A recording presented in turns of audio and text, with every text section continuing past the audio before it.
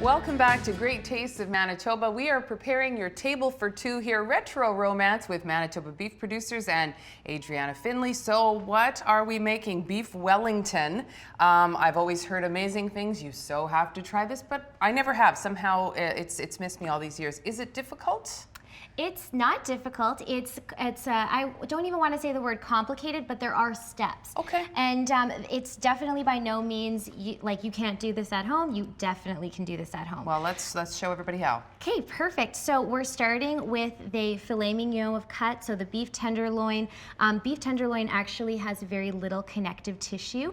That's what makes it so tender and almost melts in your mouth. Cut through with a butter knife. That's correct. That's why, yeah. Exactly. You definitely can with this cut. So we're going to start off today with searing our meat in a pan. So I'm going to just simply salt and pepper our beef tenderloins, and that's going to really be our flavor, because it is so flavorful on its own. That's really all you need. And what is, like, what are the, because there's other things that you add to this, right? There's all kinds of lovely, did I hear something about prosciutto at one point? Yes. So beef tenderloin is beef Wellington is actually our filet mignon that is wrapped in prosciutto with a sauteed mushroom duxelle is the French word for that little recipe. So it's cooked off mushrooms with thyme and shallots and garlic, wrapped in that prosciutto, and then wrapped in puff pastry. You can't go wrong. So you got the puff pastry, you have sort of that buttery quality of meat inside. Yes. Can't wait to get,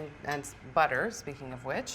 It's rich, but it's so perfect for a special occasion if you want to kind of impress your guests, or, you know, if it's the holidays or whatever the occasion may be, this is definitely a go-to recipe. If you want to try it, that might be the time to try it. Absolutely. All right. So I have here some butter and some canola oil, and we're going to add our beef tenderloin. Okay. So what we're doing is we are searing our meat, and what that is basically is we're just browning it on all sides.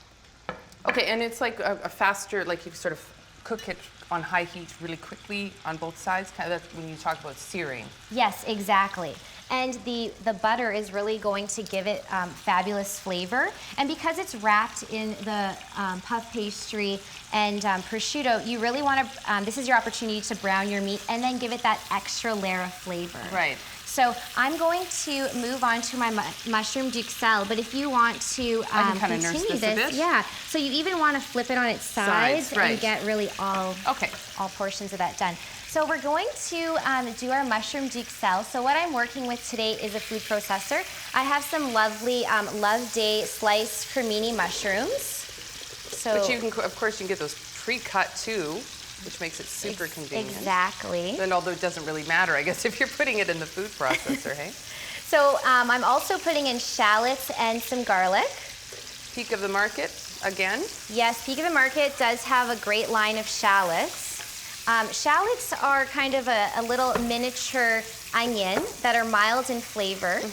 And they have kind of almost a little taste of garlic in them as well. So they're really quite good. So what I'm going to do in this food processor is we're going to do some pulsing. And what we're looking for is to chop our mushrooms into a breadcrumb-like consistency. So I'm just going to go ahead and do some pulsing. We don't want to have it on high or low. We don't want a continuous blade at them. We just want to kind of see them get cut up. So they'll kind of look like that.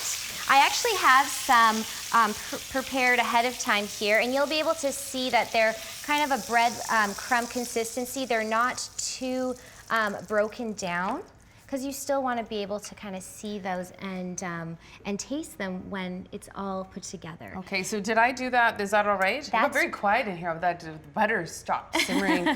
Is this good? That's perfect. Okay, great. So what we're going to do, the second step for that meat, is we're going to brush Dijon mustard. Okay. So another French ingredient that's going to add some more flavor is we're going to brush both sides of that hot meat with Dijon mustard, so that really absorbs in there. Okay. So in my pan here, we have all those great beef juices. We have some of the oil and butter. I'm going to actually snag a little bit more butter, just because this is a fancy special recipe, and why not?